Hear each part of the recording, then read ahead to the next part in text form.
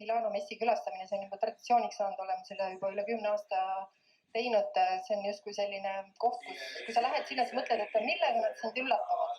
Kui kohale jõuad, siis saad aru, et ikkagi on maailma tipparhitektidel ja sisearhitektidel midagi uut ja põnevat jälle ja jälle välja pakkuda. Teinekord on see, sa saad aru, et see on võetud kuskilt eelmisest ajastust, aga uue varjundiga, selline nagu rõivagi mood käib ringi. Aga ta on alati sellises uues põnevas võtmes. Et alustuseks mõned popid söögilauad, mis võivad siis elutoa või söögitoa osa olla. Tõsiselt palju erinevatel tootjatel oli pakutud juba mõnda aega selliseid suuri ümmargusi laudu ja mis siin on siis kombineeritud marmorit puiduga. Ja need võitegi arvata, et see ringleb seal sees, et saab seda toitu niimoodi jagada põnevamatel ja kallimatel mudelitel. Siin on ikka ja jälle selline marmor, mis on, ütleme, et see marmori üldine võidukäik on ikka tohutu. Ma tean, et eestlased väga ei armasta seda, aga teatud sellises võtmes on ta väga ilus. Siin on lihtsalt seda värvi toodud ja just seda ümmargust vormi, millest ma enne rääkisin, et kandilised asjad on kuidagi kuhugile jäänud.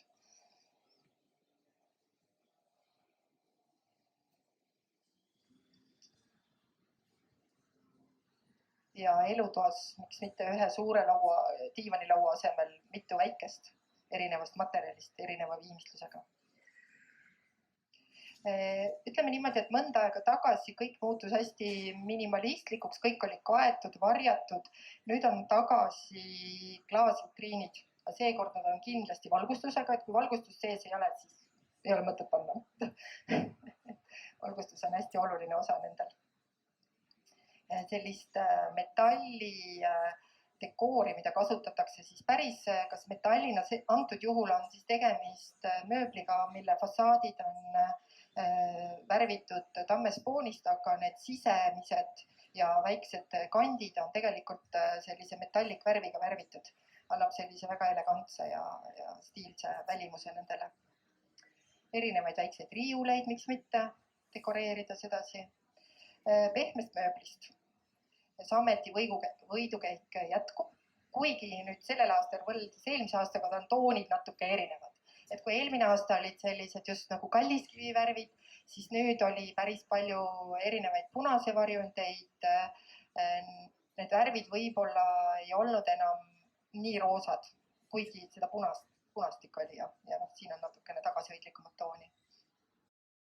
Ja ilusaid ümmargusi laudasid, neid on küll igas võtmes ja iga metalli või puidu või sellisega.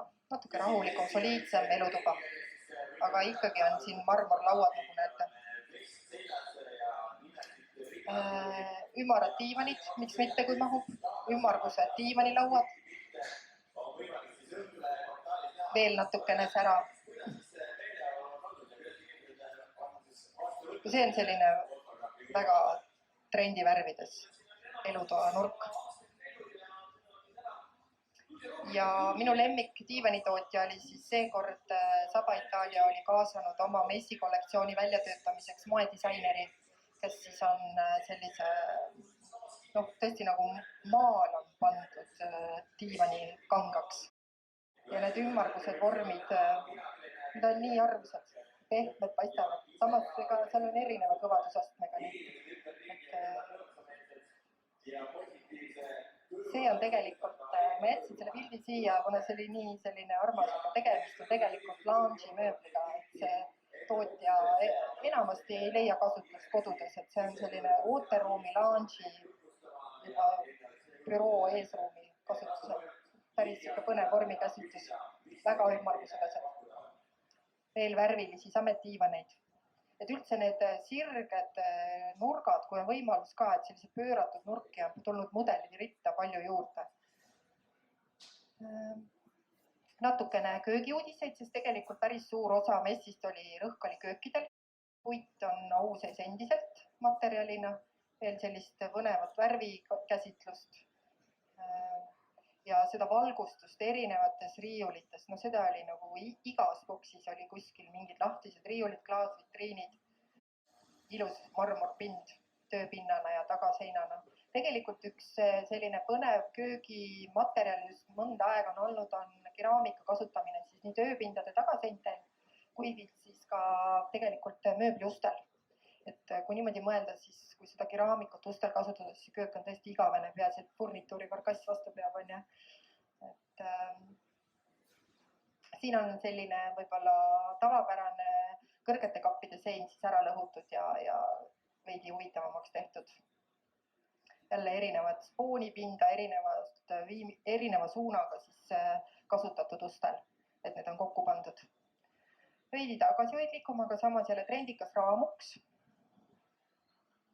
Ja siis need vitriinid, millest ma rääkisin, et neid on nagu tõesti palju. Siin tekib ainult see praktiline pool, et see kõik, mis me sinna mahutame, et see peab ka sedasi ilusti välja paistma. Et võib-olla siis osaliselt kasutada seda. See on tegemist tõsiselt luksköögiga ja siin on näha, et see marmor, mis on valitud, on tõesti eriline ja see on tagant valgustatud. Et see tööpind helendab. Võt see on nüüd selline, kus oli 3 niisugust boksi rivis, eks ju. Keskel on valamu boks, siis ühele poole jäi ahjud, teisel pool siis mahutid. Et kõik need, kui sa nagu toimetad köögist, et süüa, siis lükkad need uksed sinna vahele. Ja kui sa oled lõpetanud, siis tõmbad uksed kinni ja tegelikult sul on selline puhas, minimalistlik kaetud osa, et see ei olegi nagu köögis. Magamistubades paar pilti, mul palju neid siin ei ole, et väga rõhku nendele ei pannud seekord. Lihtsalt mängitakse erinevate vormide, materjalidega. Ei pea ühesuguse töökapid mõlemal pool olema, võivad erinevad olla. Nii, siin üks vahva garderoob veel. Nii, ja siis vannitoa pildid veel lasen siit läbi lõpetuseks.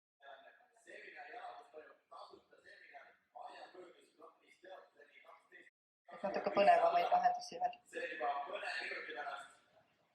Et see on nüüd see pilt, kus tapeet on tegelikult duši all. Et see on veekindel.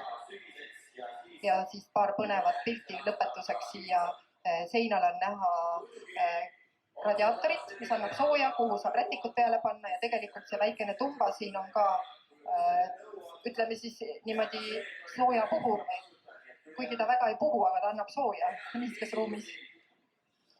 Ja siin sama lugu on seinal näha ühte ilusat radiaatorit ja see redel tegelikult on ka radiaator.